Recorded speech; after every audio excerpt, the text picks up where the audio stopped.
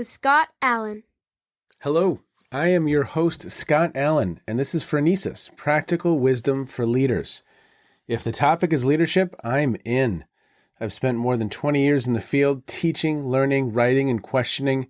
When I'm not working on Phronesis, I travel, delivering keynotes, working with individuals and teams, and helping people from organizations across industries become better leaders.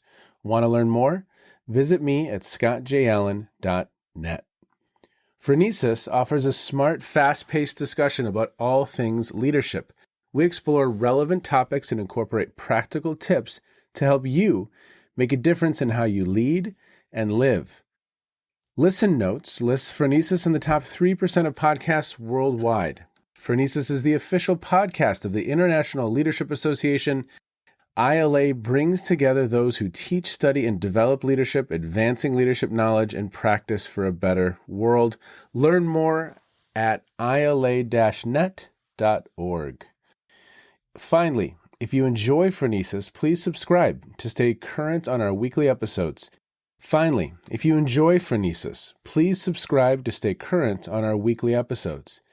you find an episode that resonates, please share it with your colleagues and friends. And if you want more content, subscribe to my newsletter, The Leader's Edge. The link is in the show notes. As always, thanks for listening. And now, here's today's show. Okay, everyone, welcome to the program. Thank you for checking in.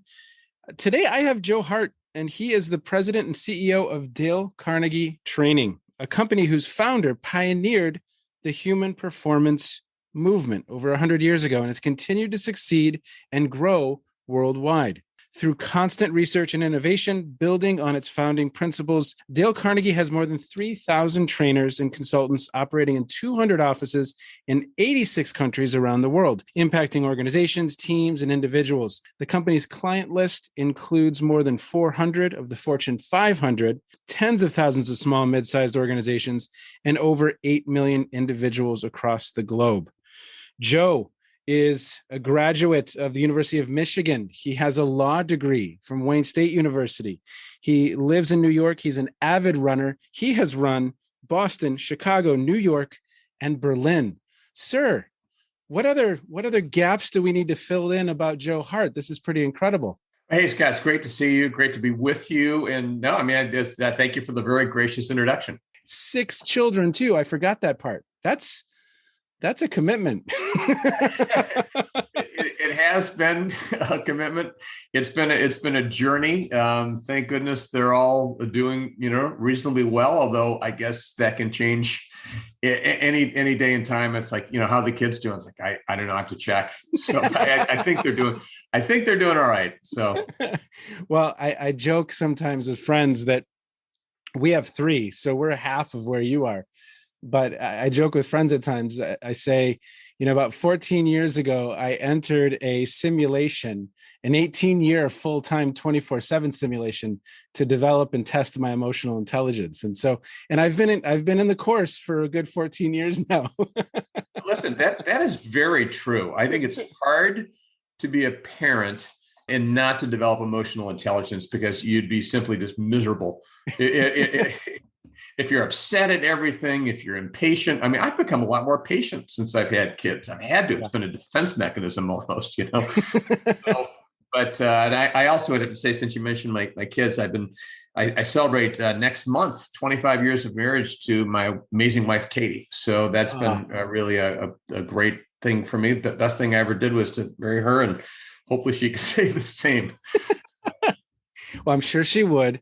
And my wife and I talk a lot because we're talking primarily about leadership, some communication today, but this last 18, 20 months it's been a leadership opportunity for the two of us with our family, just with our 3 children, talking about mindset and how people think through the situations that we're in, the struggles that we've had. And of course, that's with every family, but we very much kind of approached it as a bit of a leadership challenge. Okay, how do we knock this out of the park and make the best of this situation? And, we talked last week. Something you said has just really, really stuck with me because I think I said something to the effect of, gosh, Joe, this whole business model that you have in place has been upended in the last 18 to 20 months. And I was kind of lamenting a little bit. And you immediately kind of came back with, it's been such an honor and privilege to lead this organization during these 18 to 20, 22 months. I just thought that I said, that tells me kind of everything I need to know about this individual. I mean, that mindset is really, really just stuck with me. So I'd love to start there. What is it in you kind of looks at this very, very challenging time as an opportunity and as a privilege to lead the organization? So let me start by saying first that I wouldn't say that I always have. Okay. Yeah. I believe that the cultivation of a positive mindset, a grateful mindset, a mindset that seeks opportunity is something that I've had to do over time. And I'd also say that there were certainly in the earliest days of COVID, I was very nervous, very waking up in the middle of the night, stressed and that type of thing. And, I really had kind of a pivot point. But let me just offer maybe 60 seconds of context even that led up to that. And I think it'll answer your question about mindset because, look, I was a young lawyer. And at that point in my life, all I wanted to do was to be a lawyer, become a partner in a firm, join a big firm, which I was. And I took a Dale Carnegie course.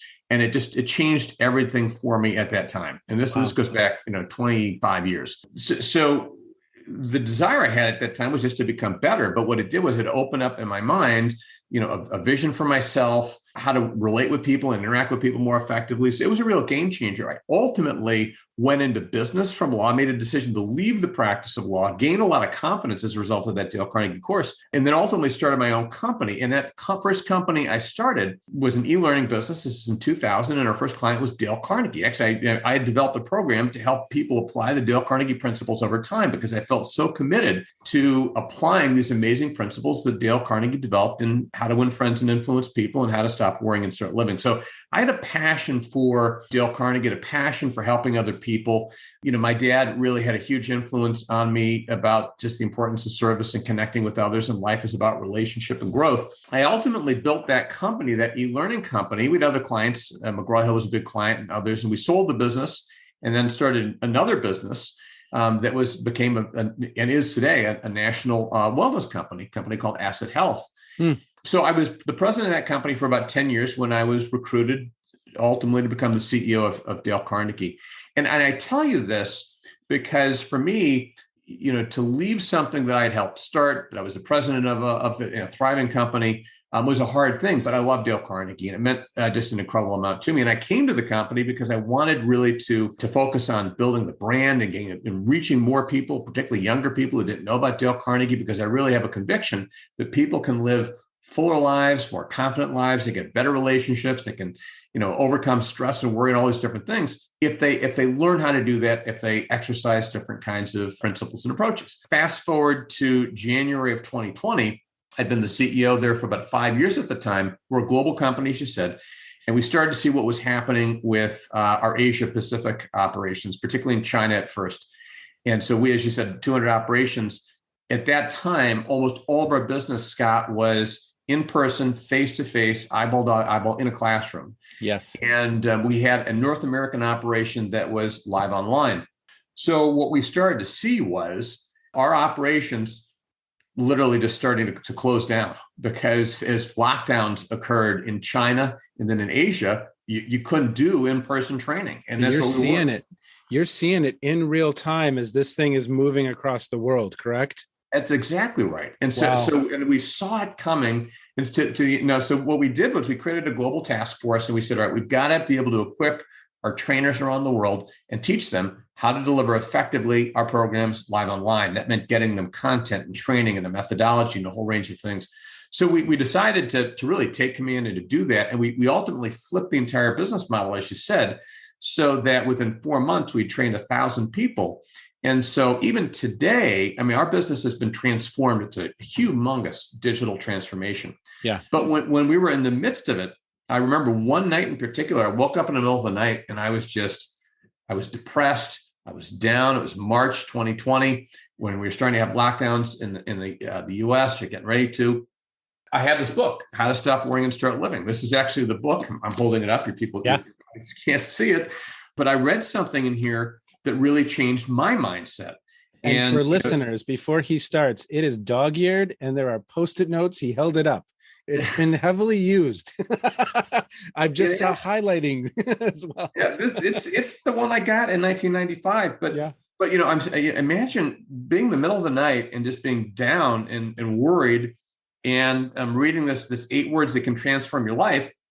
And someone had asked Dale Carnegie, "What's the biggest lesson you've ever learned?" And he said, "The biggest lesson, by far, the most vital lesson I've ever learned, is the importance of what we think.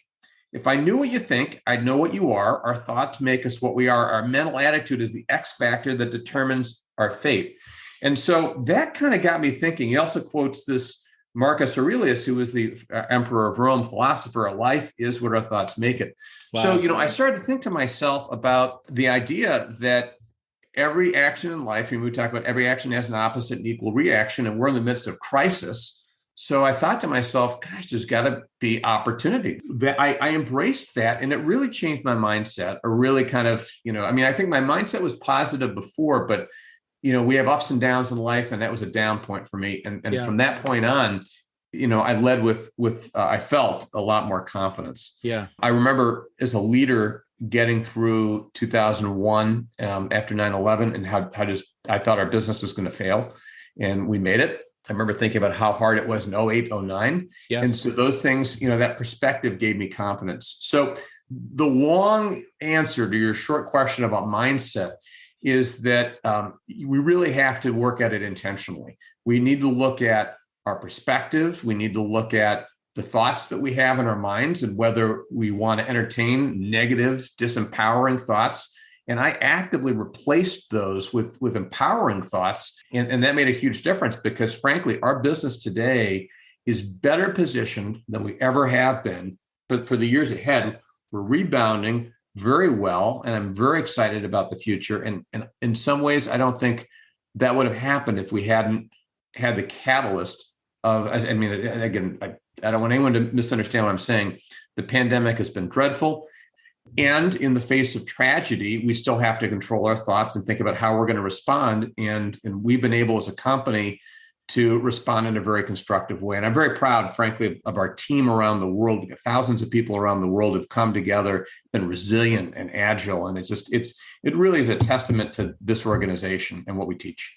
I love the kind of origin story of your own experience with Dale Carnegie, the impact that it's had on your life. I mean, even as you entered the organization in 2015, you had a number of initiatives that you had really built in to help transform the organization. I'm reading about One Carnegie, and strategic accounts were increased by over 200%, successful worldwide branding. So you're already thinking big. If we have this mindset, and of course, you are absolutely correct. All of us have our down points and our up points, but that North Star can make all the difference in the world. But you're also a big thinker. You are looking at this as an opportunity, and how do we better position ourselves for the future? So talk a little bit about that. I mean, what do you see when you look at the future of Dale Carnegie? What are you working toward? I think that's such a fun conversation, because you were already in the business working to transform. That just was accelerated. It's turbocharged it. And, yes. And I think we've been able to do things as a result of the catalyst. But then, everyone might be subject to the same stimulus. And this is, again, something that Dale Carnegie talked about. 2 people can be in the exact same situation, the same set of facts, and one responds and is happy or excited or makes the opportunity. The other, is not. They're sad, or they always have a problem. So it's true. I mean, I have had a positive mindset, I think, for as long as I can remember. Even as a kid, I just believed in, I believe that life is great, and there's so much opportunity in life. And, we have the chance. Today is the day to make things happen. So when I came to Dale Carnegie, it was with the idea that it's an iconic company, iconic brand, and how do we take it to an entirely different place, which was the goal. And part of that meant, How do we get our teams working together more effectively? We have 200 operations. And frankly, most of them were acting very independently. How do we get people to recognize we're all in this together? We've got a common mission. We've got a common vision. And we've been able to do that. And as a result of that, we were able then to increase our global accounts because a lot of larger companies were saying, gosh, we can deploy over a global platform. Today, they can in person, live online, hybrid, and so forth. But the other part of it was the brand. Our brand, I thought there was an opportunity to really reactivate it. Yeah. And the goal still is, Scott, to reach a younger audience. But we did a global rebrand, and it's not just the look and the feel, it's like all of the elements around us. And you can imagine with different people, different cultures, getting people to buy in. That was a huge lift, but I'm very proud of how that all came together. And again, it goes to the team and the ability of people to work together and to be unified in a common purpose. As you reflect on this experience of navigating, you've mentioned the team a couple times. Are there some hallmarks that you think through, that you rely on when you think about engaging, activating the team, utilizing team to help us navigate some of these? Because you're exactly right. You, and no offense, but you as the CEO or any CEO is nothing unless actually there's people, behind you, literally or figuratively. They might be bodies there, but are they actually all in? Are they engaged? Are they mobilized? And are they really passionate about making a difference? So how do you think about teaming? What are some hallmarks for you? Yeah. So first of all, I agree with you 100%. No offense taken. You or I are nothing without the team. And the team really is everything. And in fact, if you said to me, how do I see leadership?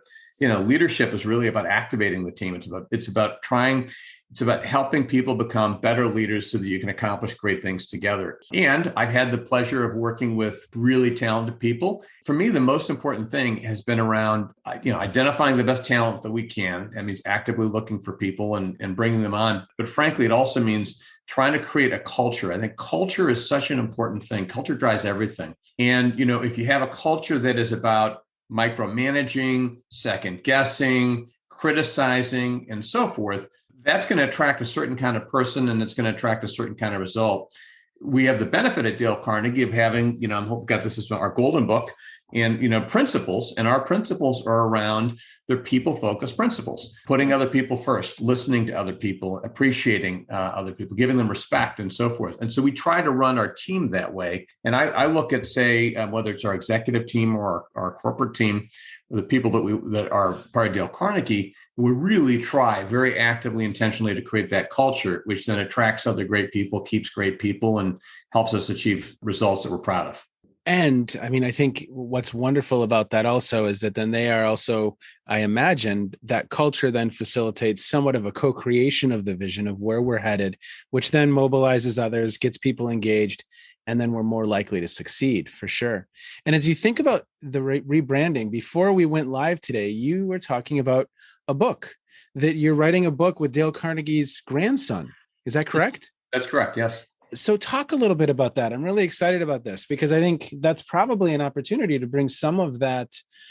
I was in my office this fall. I've kind of been just cleaning out some of the old books, but I pulled out my literally kind of probably 1980s version of How to Win Friends.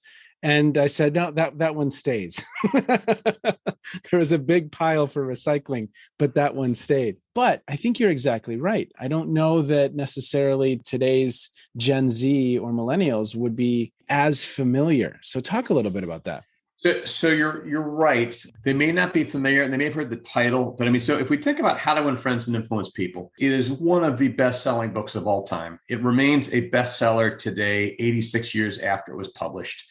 You ask yourself, how is it possible that for decades the same book has been a bestseller? And the answer is that it's not only that good, but the principles it teaches are really enduring. People embrace them, they live them, and they achieve great things in their lives. And so many people talk about, gosh, this book changed my life. Another book that Dale Carnegie wrote was How to Stop Worrying and Start Living, which I think is an equally great book. It's all about stress and worry and self-confidence and all these other things that, really we need to get a handle on if we're going to be effective and happy in life. So, you start with, you've got these two phenomenal books. You got the Dale Carnegie course, which, you look like a Warren Buffett. He'll say, boy, that course changed my life. If I hadn't taken that course, my life would be very different. It's like, well, that's a good testimonial.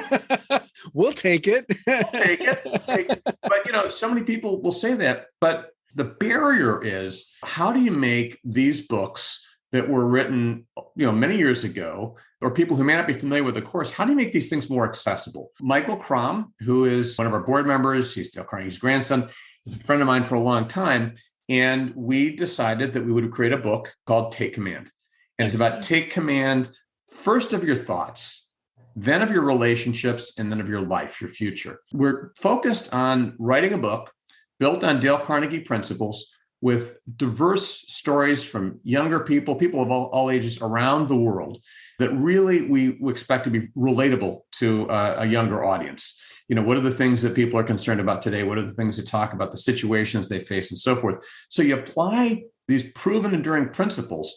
But what we want to do is to expose people to these concepts because we know that it can have a huge impact on their lives and their relationships. So, the sequence of the book is, just as you were saying, it's you've got to take control of your thoughts and your emotions first, right? Because if I can't be good with myself, if I'm stressed and worried or negative, or I got a victim mindset or whatever, that's going to affect my relationships. So the first thing is I got to get good with myself. I've got to put myself in a position to be strong and bold and resilient and confident. Then, I can give that to other people. I can be in really healthy, enduring relationships with people. I can, whether it's at work or family or in community, whatever it might be. But that first section of the book relies on how to stop worrying and start living. The second chapter or part focuses on relationships. So relying upon the best relationship principles maybe ever and how to win friends and influence people. And then the third thing is, okay, so Scott, you've got your thoughts, your emotions, you're strong, you got great relationships. What do you want for your future? Do people think about their vision? Where do you want to be, not just in 5 years, but in 50 years? One of the things that many people who are getting ready to die are asked, what would you change about your life? And many would say, gosh, I wish I'd taken more risk. I wish I'd been more intentional with my life. My life just went so fast.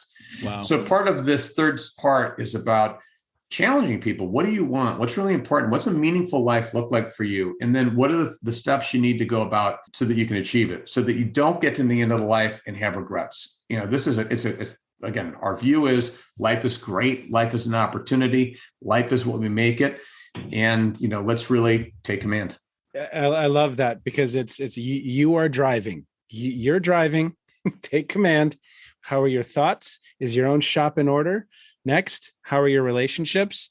Are they help you grow, help you develop, help you achieve greater things than you thought possible, right? That's one reason you mentioned your wife. I love my wife because one of the reasons is that she challenges me to be better. She helps me be a better version of me. And I'm so lucky to have that relationship because I don't know where Scott Allen would be. Not talking to Joe Hart right now without Jessica. I'd say the exact same thing. Honestly, my wife, Katie, has been a critical part of anything I've achieved in my life. If you said to me, what is my greatest pride in my life, even beyond any kind of financial success or anything like that, or business success, it starts with my wife and my children, because I think ultimately those relationships are so important. And I'm just grateful. And, she's fueled me and I'm grateful for her. So when we talk even about taking command of our relationships and how to win friends, frankly, because of Dale Carnegie's principles and what I've learned, I'm a better father. I'm a better husband. I hope and think I'm a better leader and a better friend. Yep. Because of not just the empathy that I've gained about how to interact with other people, what's important to other people, but I try to respect people, to listen to people, to be a servant leader. And I think a lot of that comes from Dale Carnegie, but it sounds like that's what you have with Jessica as well. You are living the kind of principles that we're talking about. So trying, right? I mean, by no means have I arrived? Am I the future version of myself that I want to be? I even failed last night with one of my children. My wife and I debriefed that this morning. She coached me, but I think there's that North Star, right? There's that North Star. And so I love the 3 North Stars in this book. What are your thoughts? what are your relationships, and what's your future? And if you have those North Stars and you have a general sense, there's a quote, I don't know who said it, but principles are like stars. You can't touch them, but they'll guide your way. So I think as we navigate these different situations, I mean, like you said earlier, I woke up some nights in March 2020 and I wasn't sleeping. But you had a little bit of a North Star in the words of someone who's no longer with us. But as you said, timeless principles that can help provide that North Star to guide us where we want to go. So how do you all talk about future in the context? I know you're still writing, so maybe you haven't gotten to that part yet, but is it future for just you personally? Is it future for you? Is it all those different levels? Future for you, future for your relationships, your work? It is all three. And, we talk about mentorship and living a life of meaning. People can have whatever vision they have for themselves, We're not here to judge people's visions for themselves. We do think that people often find meaning in contribution. I have said that in my experience, I've been involved in different charities. It seems like, gosh, or no matter what I do, or even in the workplace, if I'm spending time with someone trying to help them, it just seems like it always comes back more. It's at least as much more than I gave, Yep. So part of what that last section is around future and getting better and really making a contribution. But I want to go back for a second to something you said, because I think this ties into the concept of future as well, because you did something. You had an exercise this morning that Jessica helped you with, which is you said, I kind of made a mistake. You know what I mean? Yes. And I think that's a big part of future is having that level of introspection that says, you know what? Number one, I'm not perfect. I should expect that I'm going to make mistakes. I'll do my best not to, but I should expect to. And then the question is, what do we do? I had a conversation with one of my kids the other day. My daughter was, having a hard time at work and she thought she made a mistake. And I said, it's not usually the mistake. It's about how you respond to the mistake. There's two stories about Dale Carnegie. One, there's a man named Harry O'Ham, who's a friend of Dale Carnegie's, and they were meeting each other in a hotel in San Francisco. This is back like in the 40s. So Harry is walking into the lobby and he sees Dale Carnegie. He's sitting in the lobby in one of these big chairs, his legs crossed. He's reading a book, and Harry gets close to him. He sees that the book that Dale Carnegie is reading is How to Win Friends and Influence People. and Harry says, Dale, why are you reading How to Win Friends and Influence People? And Dale said, I need to read this more than anybody. So the person who wrote it, and he talked about that. In fact, he kept a file, like a manila file, which I have in my office in Melville, New York. It's damn fool things I've done. Okay. He would do the kind of introspection that you did. He would think about an interaction he had with someone. It might be in a library, in a restaurant, or whatever the case might be. And he would write down what he did and then, what he would have done differently. So he was constantly thinking about that continuous improvement, constantly having that humility, which says, you know what, this is going to be a process for me my entire life. And I think that goes to the future part. And that goes to what you were saying with Jessica and your kids. Well, again, it's that 24/7, 365 simulation to test and develop my emotional intelligence. And again, leadership. I mean, I think I need to do a podcast at some point with someone about leading family, because there's such a missed opportunity if there isn't some level of intentionality around even what as a parent, right? As a parent, you want your children to be aware of their thoughts. You want your children to surround themselves with incredible people and friends who will build them up. And you want your children to think about their future. I mean, those are timeless. They transfer to so many different domains. And I think oftentimes people don't think of family as an opportunity to practice leadership. What's the vision? What are we headed towards? What do we want to accomplish as a little mini team here? I often reflect about that. And not enough is really, I think, at least that I've seen, written on that topic, because we all have a practice field. It's interesting. This gets you back to where we started in the conversation about emotional intelligence and the opportunity within the family. Yeah.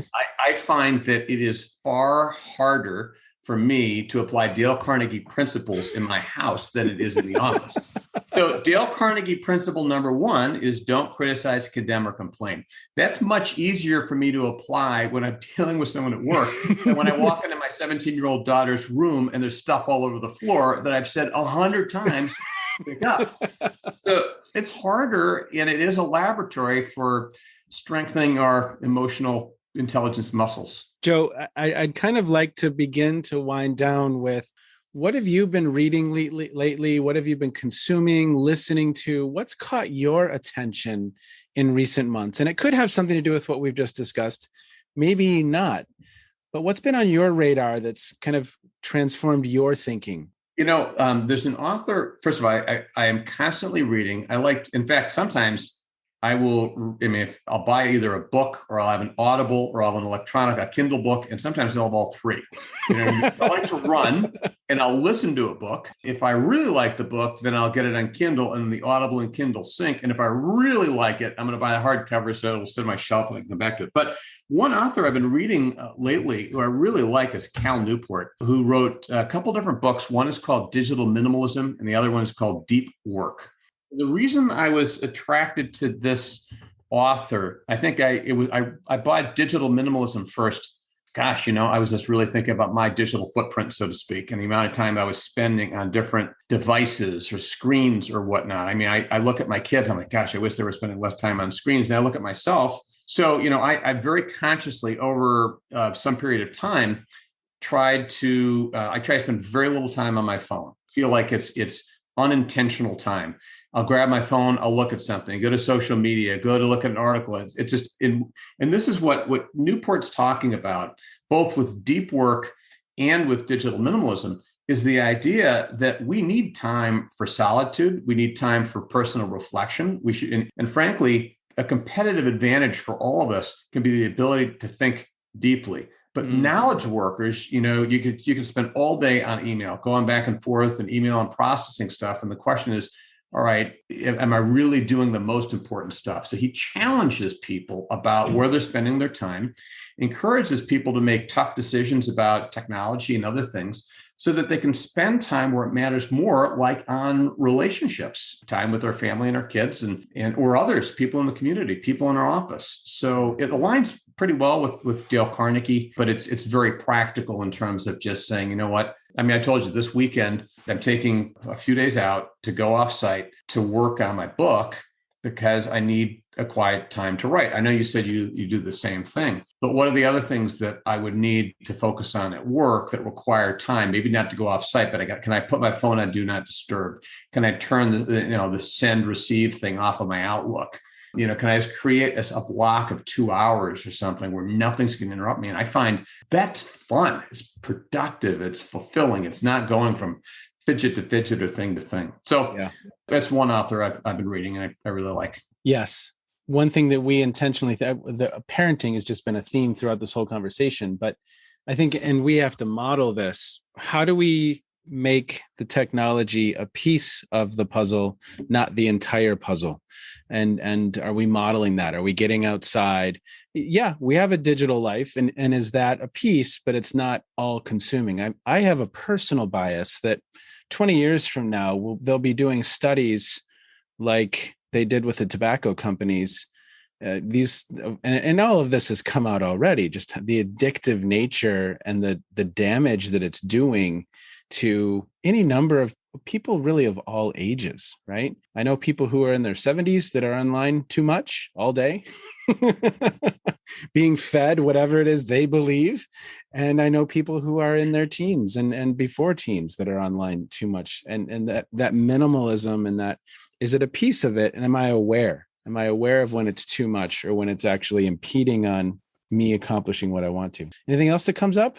Well, I just want to build on what you just said. I think part of the question is the technology serving us, and are we using it intentionally as opposed to just kind of reactively? When you said, hey, 20 years from now, people are going to look back and say, this is like the tobacco companies. They're already saying that now. And in fact, that's in digital minimalism. What he talks about is how many companies, social media and otherwise, have developed products that are designed to kind of keep us hooked.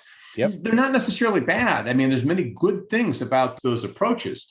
It just is that we have to be able to be deliberate about how we're going to use them. I mean, as opposed to just reflexively watching, my guilty habit would be just flipping through the video after video and the little movie clips and things like that. So I've stopped doing that. On YouTube or something like that, you mean? Yeah, like on YouTube. Yeah, like YouTube just cues them up, or like on Facebook. See, because all of this stuff, they know what you like and what you watch, so they give you more of those kinds of things, Oh, yeah. So I just don't think I need to see any more Steven Seagal video clips. The algorithm's like, wow, this guy really likes karate.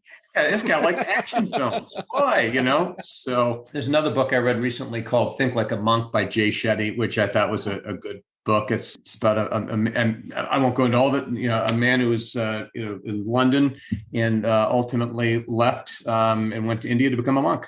And he talks about what he learned, and I think he's got a good perspective on life. So, I think it's important to always, and frankly, I read a lot of either business books. I find myself not reading fiction. I read either something that can help me, and maybe it's a shortcoming, and I should read fiction. But I also read, spiritual books and things like that. Yeah. Things that will enrich my soul, things that will enrich my mind. It's kind of where I focus. I feel the same way sometimes.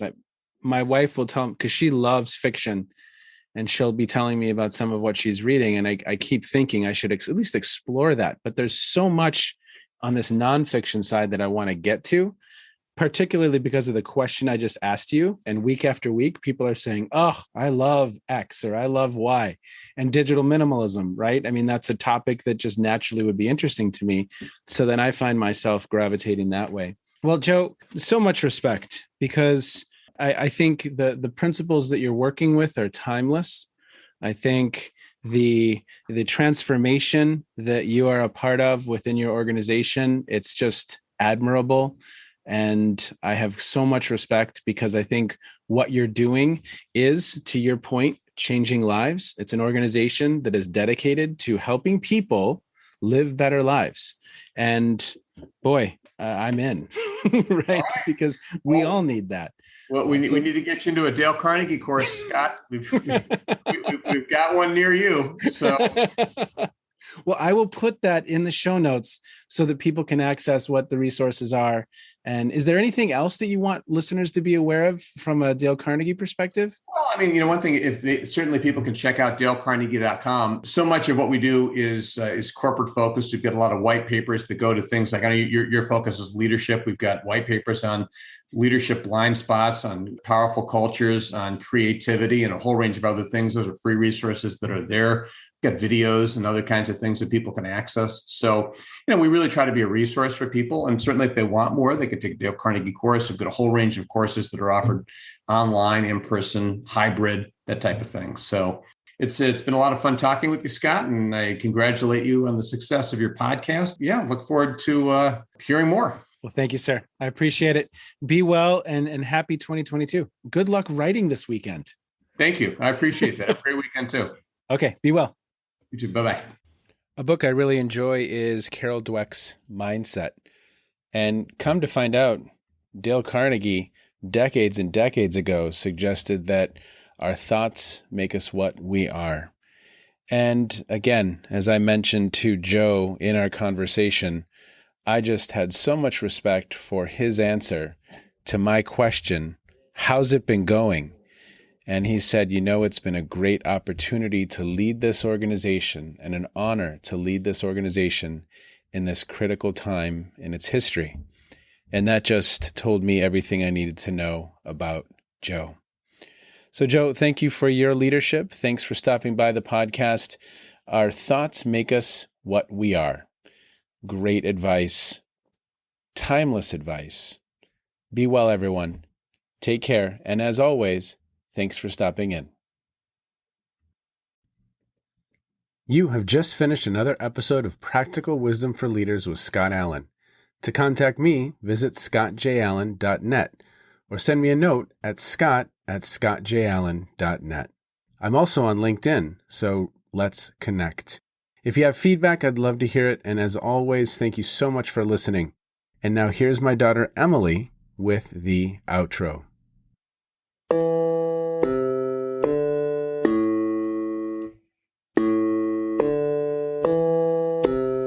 You've been listening to Phronesis, Practical Wisdom with Scott Allen.